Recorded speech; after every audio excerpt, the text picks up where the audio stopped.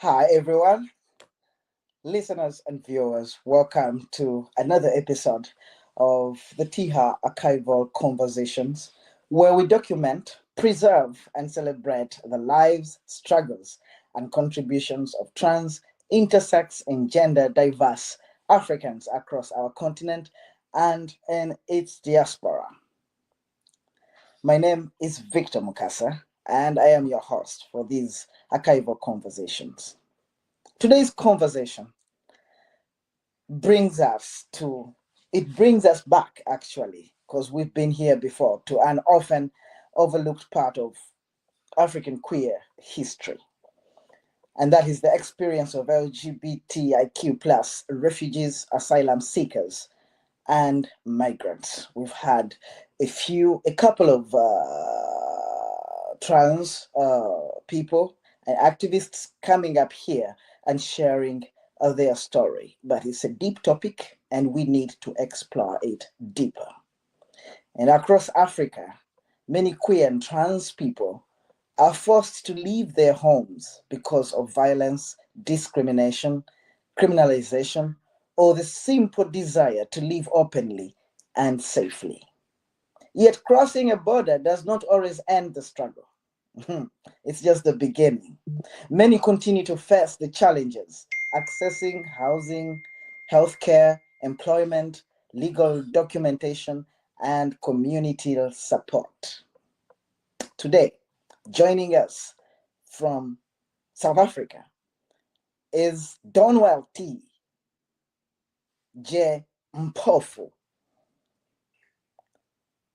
Donwell is a Zimbabwean-born transgender man, educator, humanitarian, refugee advocate, and internationally recognized human rights defender, now based in South Africa.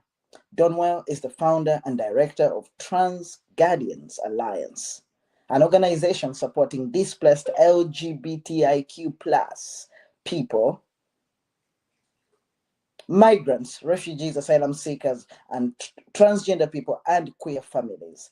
He also serves as co-chair of the InterPride Global Task Force and has represented displaced LGBTIQ plus communities on national, regional, and international platforms.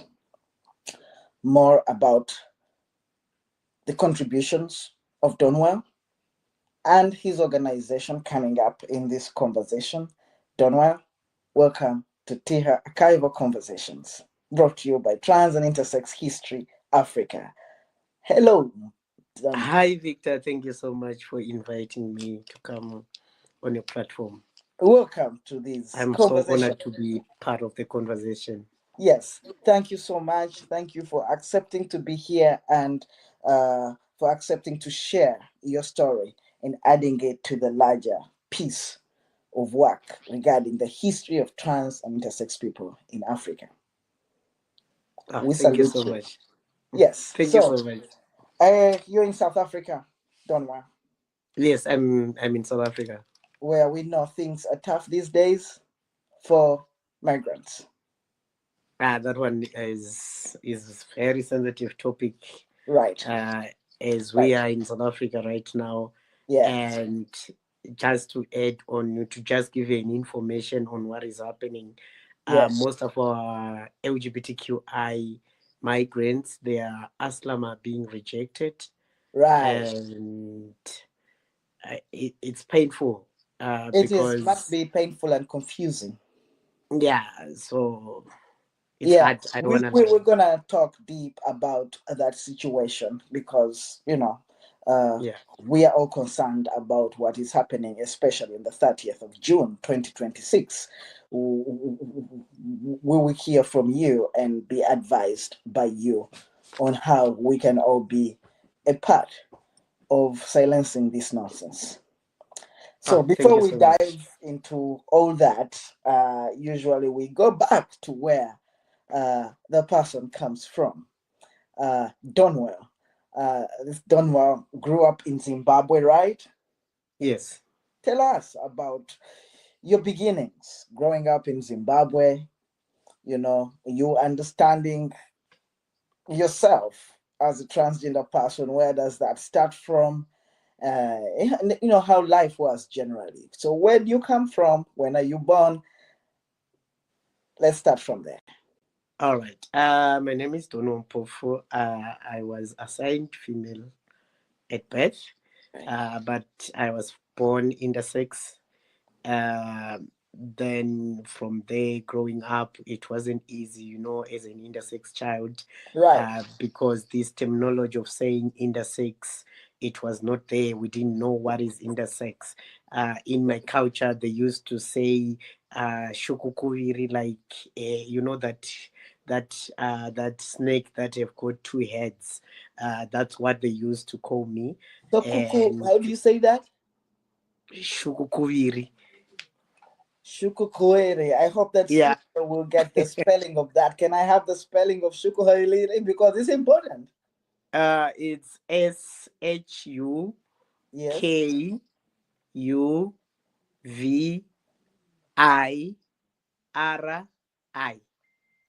Shukuviri.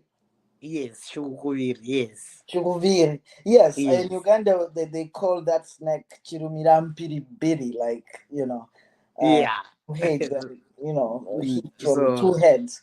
And I've heard of such a thing. It's very interesting that in Zimbabwe, that is the word that they used then. yeah, back then they were using that word because this terminology of intersex was not there.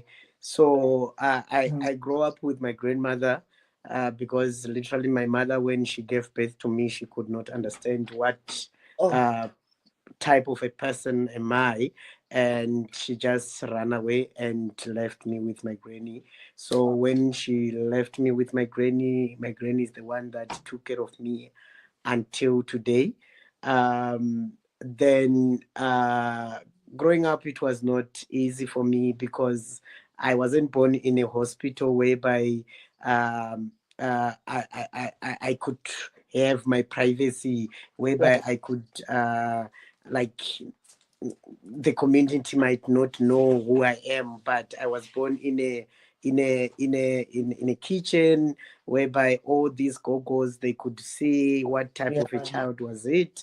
Mm. So almost everyone in the community knew who I was, and most of them, they used to accuse my grandmother as a witch because you Oh, gave birth to a child that is not normal to them. But she didn't openly say that to me because she was trying by all means to protect me from all of these things. So then from there, my father was trying to steal me from my granny. Um, he used to come to each and every school that I was admitted to, and try by all means to steal me from those yeah. schools Yeah. until I was transferred to go and stay with my other auntie. And I stayed with my other auntie from grade 2 to grade 7. But life was not easy. Staying with someone who is not your parent, it Yeah. was not easy at all. The abuse was too much. Yeah. But because I wanted to live, I wanted a shelter to have a shelter over me. I just have to compromise. Then after that, my father discovered that I'm staying that side again. That's whereby he came again and he wanted to steal me, and they had to transfer me to go to Harare, and I had to go to Harare to my other auntie. And when I stayed in Harare with my other auntie, the abuse continued again. Right. Like to them, I was more of their mate. Um, so I was used to that pain. Yeah. Then from there, when I was in Form 2, Yes. when you are growing up, your mental and you are now starting to reason, your When reason you got to capacity Harare, also, that was around Form 2? yes, Okay. your reason capacity start growing as well. Yes. Um, so when I started reasoning, that's whereby I asked my granny, uh, do I even have a mother? Where is my mother? That's whereby she told me, this is your mother and this is how you were born. This is the Because story. like the discrimination was too much for me, whereby I could not contain it. It was because like the anger that was in me was too much. And so that's whereby she told me the history about who I was, Yeah. how I was born, what did they do, because like to her she said I was having something that looks like a penis. So what they did, they took a string and cut it off. In in Then the it rural fell. area, Come again? in the rural area where you were born. Yes, yes. So if you could check even on my private party, there's that part that says, you know, when you remove something and there's that scar that shows Yeah. that there's something. That's how I discovered that I was born that way. And that's how I discover why people used to call me that name that says I'm a two-headed snake. Ukuviri. Um, then from there, Uh, yes, with my granny, I was not angry at her. I was thankful that she took care of me. She didn't throw me out. yeah, yeah. Um, and then from there, But I finished up my. it must have really eaten you up inside, just learning Yeah, just learning. this But like information to and me, I connecting was still it a to the child and treatment. I didn't understand what was that. Yeah. But the only thing that was paining me, it was the discrimination that I was That treatment was not good. the treatment, the abuse, Yeah. uh, So to me, I told myself maybe because I was born this way, that's why they keep on treating me Right. this way, you Right. know. Yeah. Yeah. So when I Anyway, finished up so my when form you were four, in Harare at that point, when you were in Form 2, as you continue to share, uh, yeah, Form 2, you are a little older. You see, you were able to ask those questions that were really disturbing you. Uh, had you heard about other children or other people who were like you, who were born like you? Had you heard about, was it ever in the news somewhere? Did you ever hear anything intersex or other name about other people? when I was growing up, I never heard about. No. No, I never heard about that. I never Mm, heard about that. I don't want to lie. Like, I didn't even right. understand what is happening, even though they were calling me two-headed snake. I didn't Yeah. even understand what was that. Yeah. That must have been very difficult, even going through your secondary school. Yeah. Even when I reached the puberty stage, other girls were going to their periods, Yeah. and I'm not getting my periods. To me, I was happy. The other part was happy to say, okay, At these that girls, they moment, always it is cry. nice when it's not happening. You're like, yeah, Yeah, I was like, I'm okay, like, I because get like you. the pain that you could see that they are suffering Yeah, inside, like the period I pains, know. like the comfortability of it. So to me, I was like, sharp, sharp, I'm Those are your okay. problems. I don't. So I Yeah. was happy Right. until when I was in Form 4. Mm-hmm. That's whereby my auntie that I was staying with in Harare Right. asked me, why are you not having your periods? To me, I was just a child. I was like, Yeah. no, it's okay. I don't need to have periods. Right. And I was very masculine. Mm, And by that time, like, when you're on your puberty stage, that's whereby you start dating. And I right. was also playing football. So, Yeah. this mentality at school that says ladies who play football, Yeah. they want to present themselves as men. So to Yes. me, that was the Ah. narrative. Uh, Ah. this LGBTQI thing, Yeah. I didn't even understand. Wow. There's those letters that says LGBTQI. I Yeah. was just feeling the girls, Yeah. Right. Oh my God. That's a very. It's a lot of things that were happening in your childhood Yeah. and adolescence.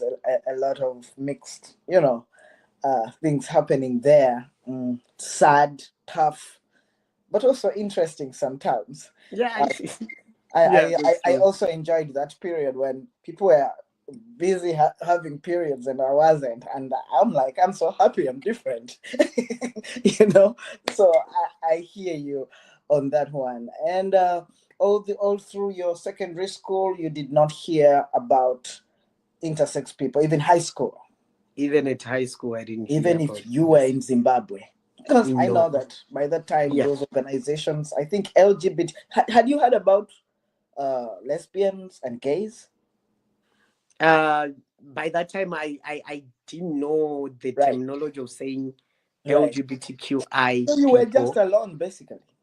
By that time, they used to call us Ngochani, like in Shona, it's Ngochani, like you know.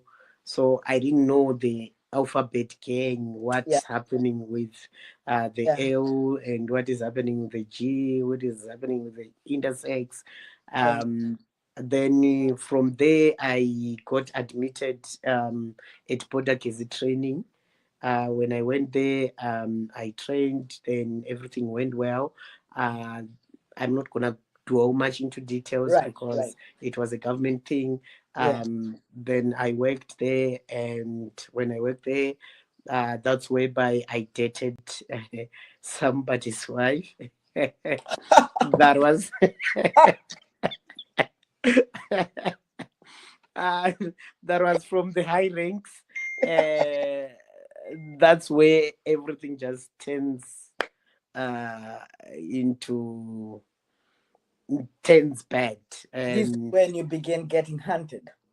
yeah, so from there, I Oh, was an outspoken person whereby I could advocate for LGBTQI um, people, yeah. but I didn't know about the letters. I was just saying, as Ngochani, we belong to the community, Yeah. and Ngochani, that's Ngochani means what?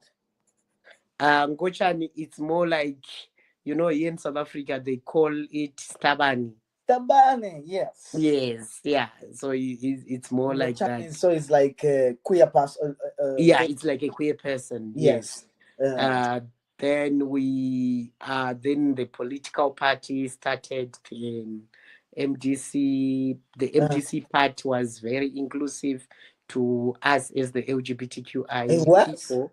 Yeah, so like my voice was heard there, and that's whereby we did the election in Which year was that? 2008. That was in 2008. 2008. Oh my Yes. God. So you got involved in this political party? Yes. Oh. So in 2008, I joined the MDC party. When I joined Mhm. the MDC party, and I was still advocating for my LGBTQI Right, community, that's whereby the elections happen. And when the elections happen, the violence started, yeah. whereby the ruling party, I don't know what they did with the votes. I don't Zanu want to. Yes, so yeah. the ruling party starting fighting the people for MDC, because the MDC they won the votes. I think it Mhm. was with 49% or something like that. Mhm. And now the youth for ZANPF, they were looking for the youth for MDC.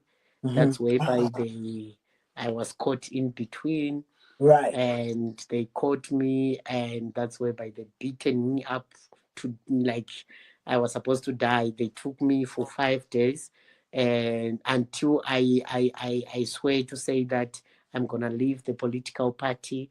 I'm right, also going to live my life of me being the LGBTQI, and right. because by that time they used Cause to accuse me to say I'm teaching the kids right. to be LGBTQI.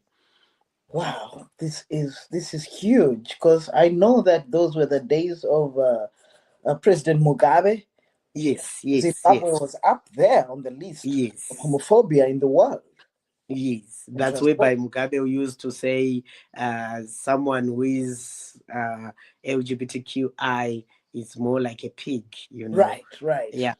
I remember So those days were really tough. And you set up this work that you did. Was it around Harare? It was not in Harare, it was in Masvingo. Masungo? Yeah, Masvingo. You know, So when in you're coming Harare. from Bite Bridge, Okay, Bite Bridge, the next town that goes, it's Masvingo before you reach Harare. I see. Yeah. Because during that period, uh, I know that I came across activists and from Zimbabwe, the late Keith Goddard, um, Fadzai Muparutsa. They were working with the gays and lesbians of Zimbabwe. Yeah. But did you know about them at that point?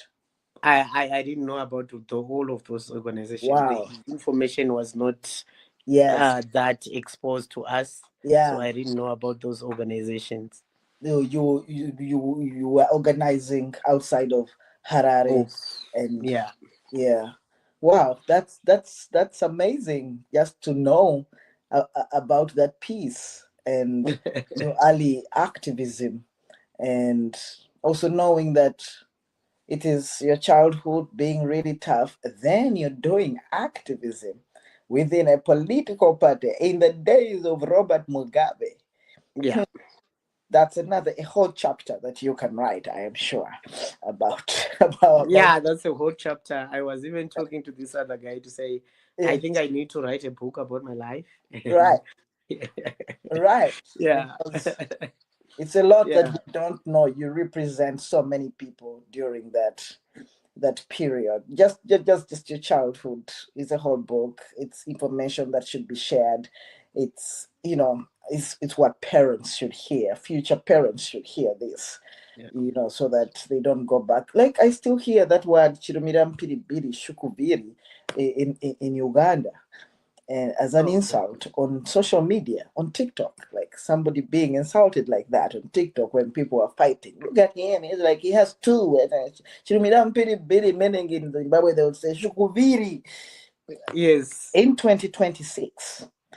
So your story is very, very important. But anyway, moving forward, and that is why I think we should have so many conversations with you. That's true. That's true. So That's many, true. like series of conversations. Yeah. But your journey did not stop at survival, in Zimbabwe, and I see that things are getting tougher in Zimbabwe at that point. But your life, you built a life rooted in education, service, and community leadership. Um, and I've read a few things about you, your background as an educator, your background in community development, and your work as principal of talent Smufferttes, Smufferttes. Smufferttes Daycare Yeah. Center. When you became that, was that in Zimbabwe? Um, when I came to South Africa, when I came to South Africa looking for refugee, Oh, that uh, was in South Africa? yes, it's in Oh, South no problem. Africa. No Yeah. problem. Because I was going to wonder how a person of your status, and what they knew about you in Zimbabwe, how it went with the daycare, daycare No, no, no, center. no. It's here in South Africa. We will get there. But Yeah. also before in South Africa. So you went to South Africa. Let's go there. Uh, All right. was it after that incident where Yes. they call you? Take us through that. How you get into how you flee to South Africa? All right. So they abducted me for about 5 days. Yes. Until I swear that I'm going to follow their youth. I'm Yeah. gonna do all these things for ZANU-PF and Right. stuff like that. I'm gonna stop this LGBTQI thing of mine. Hmm. So immediately when they released me, that's whereby I ran to South Africa You took off to for dear look. life. Yes, Yeah. that's whereby I ran to South Africa because I knew that in South Africa you can able to live Right. your life as When did you get to LGBTQ. South Africa? That was in 2008. 2008, at the Yes. peak of the violence. Yes. and all the torture. When you got to South Africa, you are new there. I Um, was new here and I didn't know anyone. I just told myself I'm gonna go to South Africa whether I die or not. I will find myself when I arrived there. So when I arrived in South Africa, I first stayed at a church. There's a church that is in Joburg that in is Joburg. Methodist. I Hmm. stayed at Methodist church for about 2 months. Hmm. Then until I get to know other people, they are referring me to say, no, no, no, you can try this, you can try this. That's whereby I discovered that there was a room in Davidton whereby you have to pay rent per head. Hmm. That's where I came to South Africa to Davidton. When I came to Davidton, Davidton is still in Johannesburg. yes, it's still Okay. in Johannesburg. All right. So when I And you were arrived, openly queer there. yes, I was openly queer. Right. Yeah, so when I arrived in Davidton, I started marketing, looking for jobs. Right. I was finding these jobs that were not paying. It's Yes. fine as long I was surviving. Yes. And now I get to know people. That's whereby I went and applied for my asylum. Right. I applied for my asylum. When I applied for my asylum, it was approved. I started using it. Right. Um, and that's whereby I started joining this group. It was a support group for refugees and Mm. migrants. The Fruit Basket, before it turned Oh, to be an organization. I have Um, about that. yeah. So Hmm. before it turned to be an organization, it was just a support group for Right. LGBTQI migrants. Yeah. And that's whereby I get to know that there's something that is called intersex. There's something that is called Ah. a lesbian. There's something that is called a Wow. gay person. There's something that is called a trans man. I get to understand Yes. what is the You were LGBTQI. very organic in your activism at first. Yeah. You named your thing and defended people like you. Yeah. That was it. So yeah, then I started learning about the queer community and I started learning about myself. And you got community. Yes. Okay. And you That's whereby started I the could. moment when you said, I am intersex. Okay. For me to discover that I am intersex, Yeah. it was whereby they told me about this, me being a two-headed snake. Yes. Uh, so when I was having a conversation on that support group, that's Right. whereby I explained myself, Uguti, okay, guys, there's something that I'm not understanding.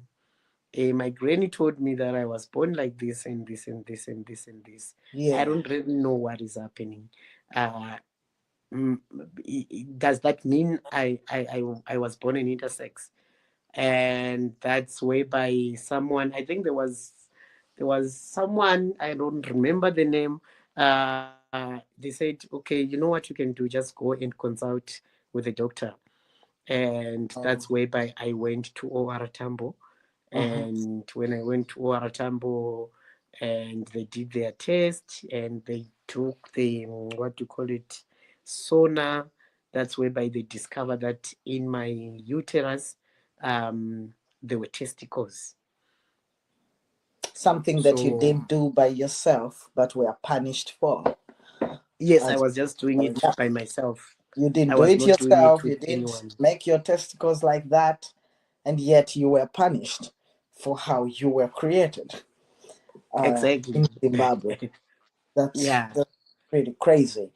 And I'm so happy that you finally got South Africa, a place of safety at that point for you, and found community.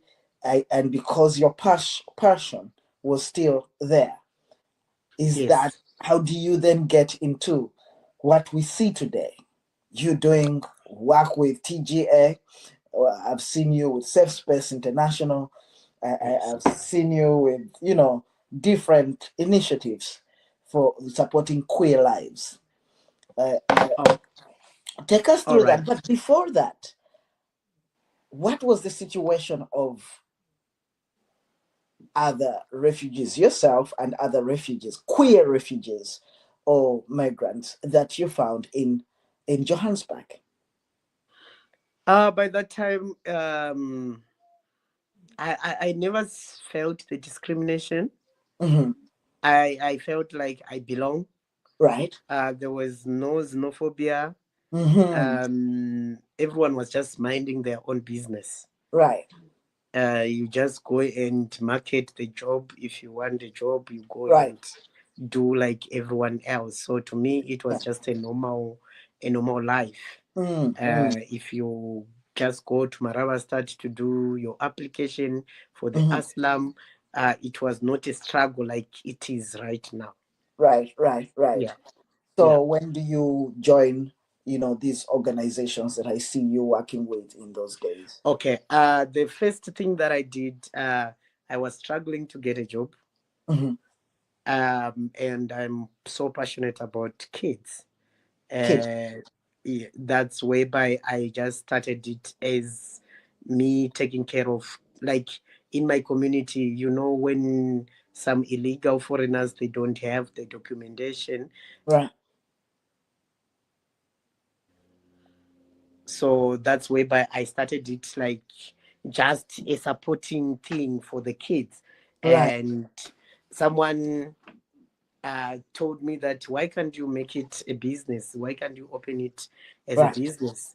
Right. That's whereby I start kancane kancane, small small. Uh, then yeah, from there I started building it up, Yeah. and kids keep on coming Wow. in. Then that was my survival part, Wow. whereby I could survive with the little money that I will be getting from the crash, because Wow. I was not charging a lot, Mm, uh, because I don't want to close up that gap whereby other kids cannot come to it mm. because they don't afford it. So it was a cheaper price. Yeah. Then I started having the crash. And by that time, I was still affiliated with the fruit basket. The fruit basket. Mhm. Yes, I was just a participant at Fruit Basket. That's whereby I joined. That's whereby Thomas introduced to us Safe Place International. We've had Thomas Um, here before. that was time for COVID. Yes. When we were not doing anything. Uh-huh. It was called TDA by that time. We were having classes whereby you heal emotionally, like Yes. talking about your life experience, and Hmm. they were teaching us all these online businesses that we can do. Right. So whilst I'm having a conversation with Thomas, that's whereby he said, I can see that you're passionate about kids, and when now you are in intersex, why can't you start an organization that Hmm. has to do with intersex parents and queer parents? Because as Ah, much as we know that most of the LGBTQI people, yes. they've got kids, but Yes. most of them, they neglect their kids because they have got this fear of being Hmm. judged, that you have gave birth, it makes you less lesbian, or it Hmm. makes you less gay, you have a child or something like that. Yeah. Then I was like, no, I can do that, but I don't have the finances to Mm. To start it. studies. That's whereby he introduced to us the Dream Academy, and when we joined the Dream Academy, and I think the fifth week of the Hmm. program is a 10-week program whereby they would be teaching you classes online. You Right. attend on Monday, Tuesday, and Wednesday and Friday. Mm. So on the fifth week, that's whereby they said, present to us what you are passionate about. Right. That's whereby I present to them to say, I'm passionate about kids. I'm passionate about the refugee kids and stuff like that, LGBTQI kids. That's whereby they say they teach us how to write Hmm. proposal. Then I submitted my proposal, my Yes. project proposal. Then amongst I think it was 150, Yeah, my one came outstanding, that is and they transgender. come again. That is the trans guardians. Yes, Wow. Trans Guardians Alliance, Ah, and my one came out outstanding, and yeah, that was the which year was that you founded Trans Guardians Alliance? I started it in 2010. 2010, Yes, during the World Cup. yes. I was in South Africa at that time. Yeah, so from there, um I got promotion as well. That's whereby they said they need a country director for South Africa, and That is for I Selfless submitted. International. Yeah, people are Sorry, looking for you. People are looking for yeah, you. Yeah, this person keeps on calling. yeah, Okay, then from there I they said they are looking for a director. Then I yeah, submitted my CV. yeah. Then I got the job. I worked at Safe Place International for about a year and a half. Hmm. And then they saw that I've got a potential Right. to continue with the organization, because by the time that I was working for Safe Place, that's whereby I neglected the TGA, and Ah, I started concentrating with Safe Place International, and that's whereby the director of Safe Place, the executive director, the founder, Justin, said, "You know what, John? I'm seeing that you have got a potential to grow the organization. right, uh, why can't you just continue with the organization? We can support you and right. wherever you want." And Yes. that's how I stopped working at they were retrenching, and funding and stuff like that. Then I take the Yes. offer, Yes. and um, then later on we continued with the work. That's how TGA was born. And TGA. yes. What were you?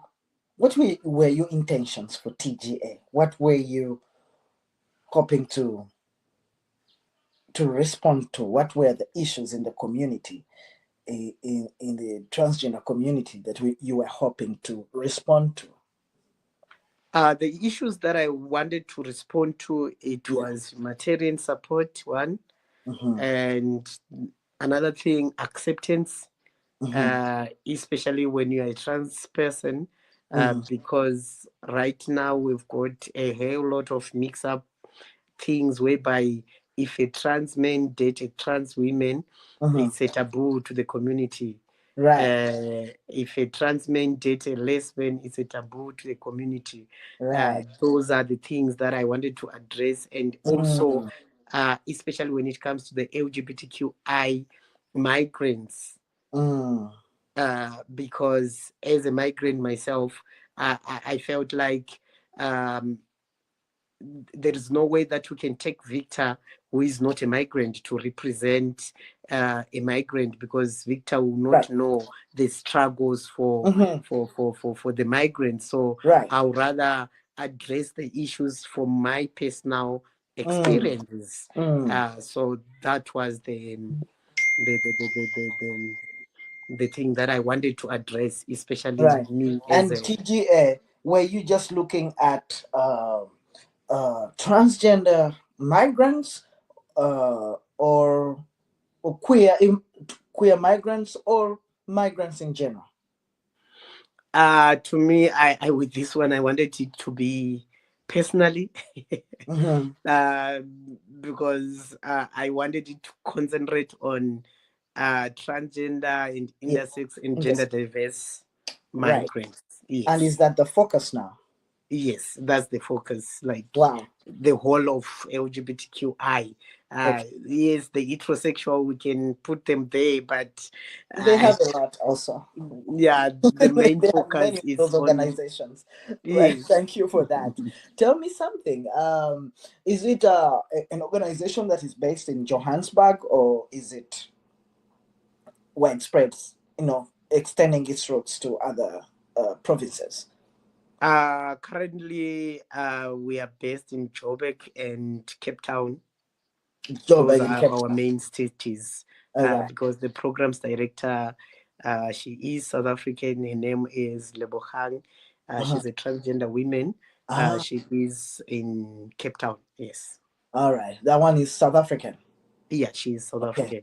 African. Wow, interesting. And do you also work in the townships? Yes, Ah, that is our Soweto. main target, because I feel like if we do our things in the town, Yeah. we are not bringing the services to the people.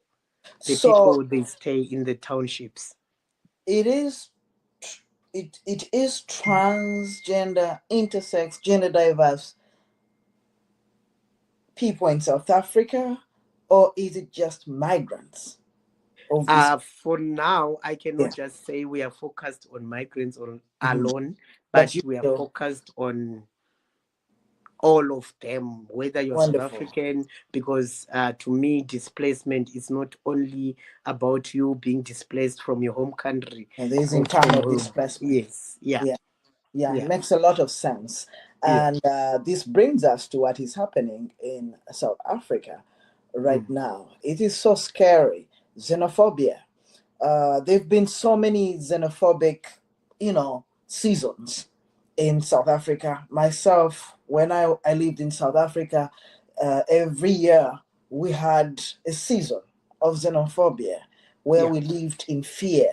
We were yeah, seeing people being killed on the streets, burned, people running while ablaze on fire. I watched that myself in Cape Town at the Four Seasons. I saw foreigners being set on fire and they're running in flames during one of the seasons. That really yeah, freaked me out. Now, I'm thinking that this has been one of those most scary periods this year, 2026, where we are, the whole of Africa is concerned. The whole world is concerned. You saw even during the World Cup, Africa stood with Mexico because of what some few people in South Africa are doing to foreigners.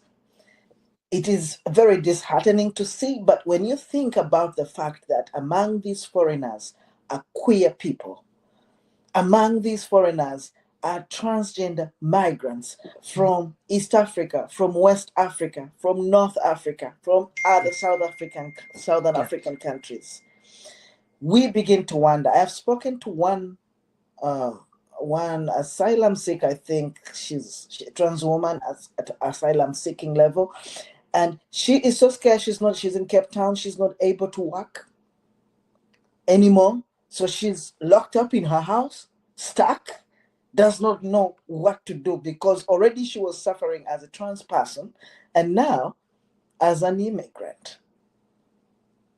How are you dealing with this? What is the situation with queer African migrants in South Africa today, a few days to the deadline of 30th June? All right. This topic, I think at the first of our conversation, I even told you that is very sensitive to me, Yes, because it has affected me directly. right. So as I'm talking to you, I'm not just talking to you as this, observing the situation from the outside. You I'm talking are to one you, of the victims. yes, as one of the victims. I can say, like I told you, that I ran an ECD crash in January. By For that our time, listeners out there, I know what crash is, having lived in South Africa. What do you mean when you say crash? it's an early childhood development. Mm-hmm. So in January, by that time, it was called Dudula. The first people who were coming and attacking people, it was Dudula people. And in January, when we opened our school, they came in and attacked my creche. And by that time, they didn't even give me a chance to explain myself. They just say it's an illegal, it's being run by a foreign national. Then I told them that I've got documented. I'm documented, and when you are saying that it's being run by illegal foreign national, what do you mean? And that's the time that they called police on me. And when the police came, they were like, you were not supposed to do that because you guys, you are not any part of the government officials. How are you going to prove that this person is illegal or legal in South Africa? So they told them that to displace, and they went. But by that time, they tried by all means. They even damaged the windows, and the kids were inside. And the kids were traumatized because they were screaming to say that he is even teaching these foreign national kids, because the school is 3/4 of the kids that are there coming from the refugees. So Right. so from there, I've been living in fear. I don't want to lie. I've been living in fear, and the community stand by me. I don't want to lie. If it wasn't for the community, Right. because these people that came to attack me, it's not the people that I stay with around the community, because the people from where I am, they Yeah. know the work that I've been doing. I've Yes. been working hand in hand with Gift of the Givers. Yes. When Gift of the Givers approached me to say, we want to give out food parcels, I'll make sure that my community come. The community stood by me, and they were like, you guys go. We don't have a problem with this guy here. If you guys have got a problem with him, it's up to you. We don't have a problem. Then, to cut the long story short, we continued, and they started this much thing, this Yeah. much campaign. When did When it they start? started this much In March. campaign, When did come this again. start? When did it start? The Match campaign, I think it started 3 months ago. Okay. It Yeah. started So in when March, right? yes, Yeah. when they started this match thing, um, they started saying uh, foreign nationals should go back to their home Right. countries, Mm. and I did appeal on my asylum, because Hmm. they haven't given me a refugee status Wow. since I think I told you I came to South Africa 2008. Since Yes. 2008, my asylum has not been approved to be a refugee, to have a refugee So status. that's a big challenge. So since then, I've been renewing it 6 months. Oh no. Uh, you know, so recently, when I went there in May, Yes. whereby I was supposed to renew it, that's whereby they rejected it, Oh and no. they told me to leave South Africa in 14 days. Oh no. Because of these things that have been happening, I've got a lot of queer refugees that their aslams have been rejected.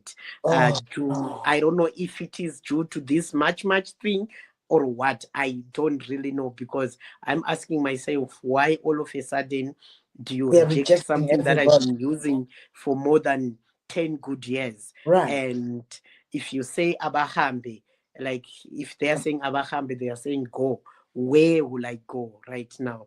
If Wow. I have to go, like, if the Zimbabwean community is doing an example with the LGBTQ, they will be like, yes, now they are calling you out of South Africa. We are waiting for you in Zimbabwe. We want to Definitely. see that. Where are you going to stay in Zimbabwe? Because here in Zimbabwe, we don't tolerate that shit. So sorry to say that word, It's you okay. know. It is what it is. So right now, as we are talking about LGBTQI migrants, if they say abahambi, where would they go? Right. And they are going back to that same country that I was facing persecution. It's Yes. not possible.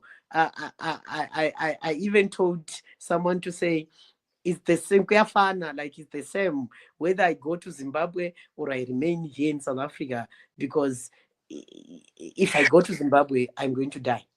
So If I what also was remain in like South your Africa, safe place is now also not safe anymore. my safe place is now also not a safe place. So for the other refugees right now, I feel their pain. I don't even Right, know what is going to happen, because for us, it's not economical struggles that led right, us to be in South Africa.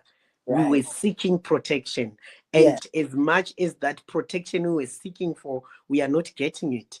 Where will we go? uh, right now, let's say even on the camps that they are having, if I go to the camp, it's the same community that I was running away from.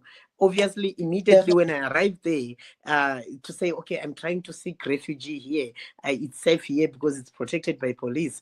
Obviously, when they discover that, oh, that is that guy, From you know, MDT who was gay.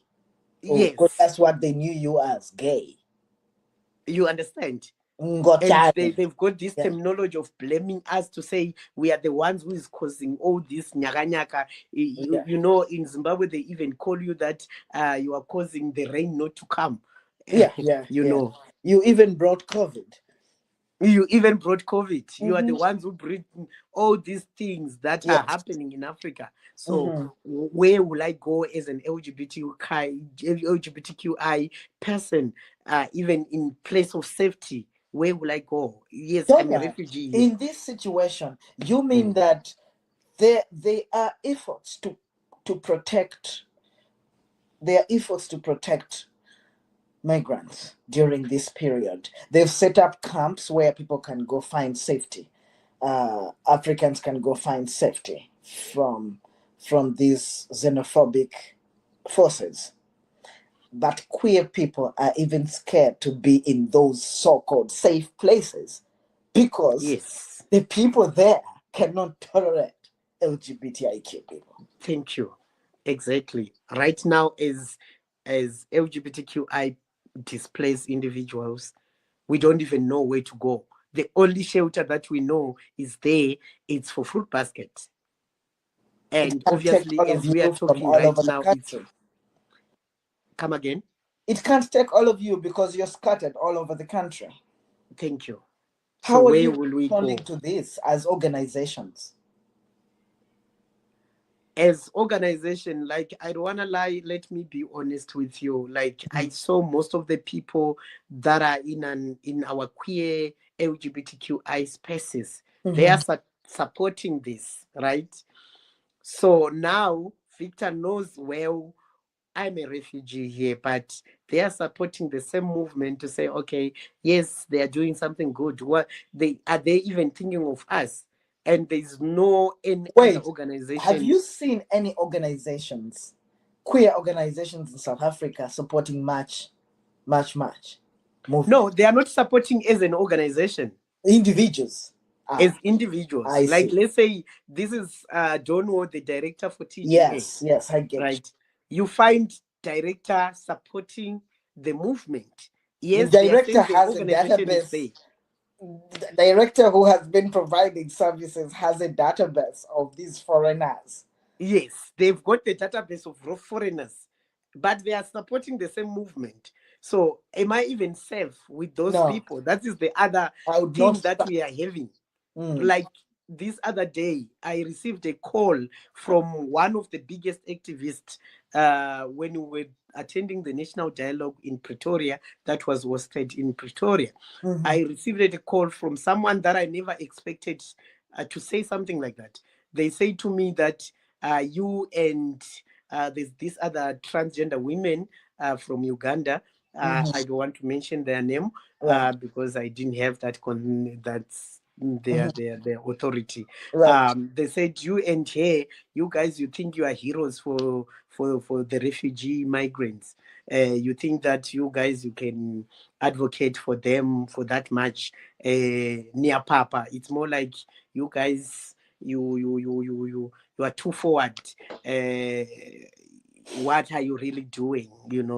Um, why are you doing that? You are risking your lives right now. Anyone can come and do anything to you. You need to stop it. So to me, it was more of a threat in a sweet threat, you know.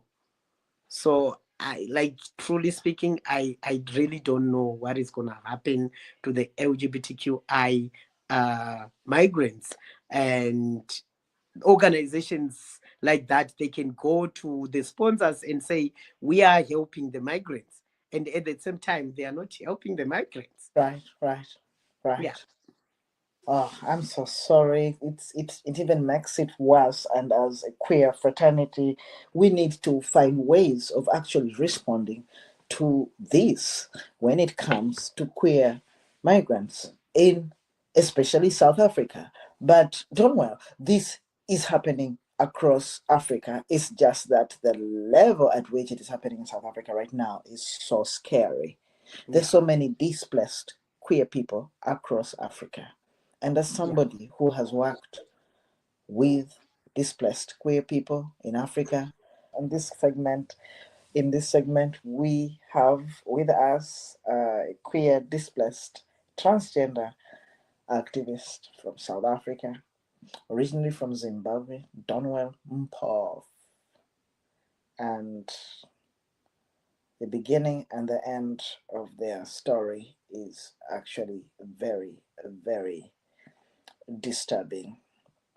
His story reflects resilience, leadership, and the power of transforming lived experience into service to others. As you see, when Paul left Zimbabwe, they came back to South Africa, and actually, they came to South Africa and actually have been involved in uplifting communities there.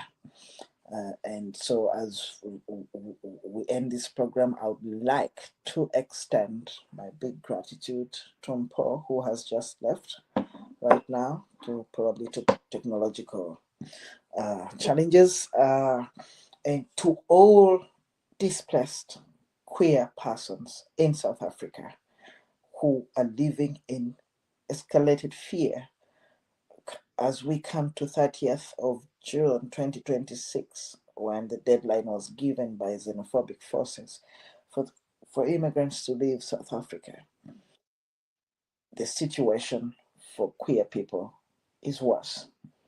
Would like to extend positive vibes for our people, and if we know of any queer displaced individuals in South Africa, please, wherever you are, reach out to them during this period.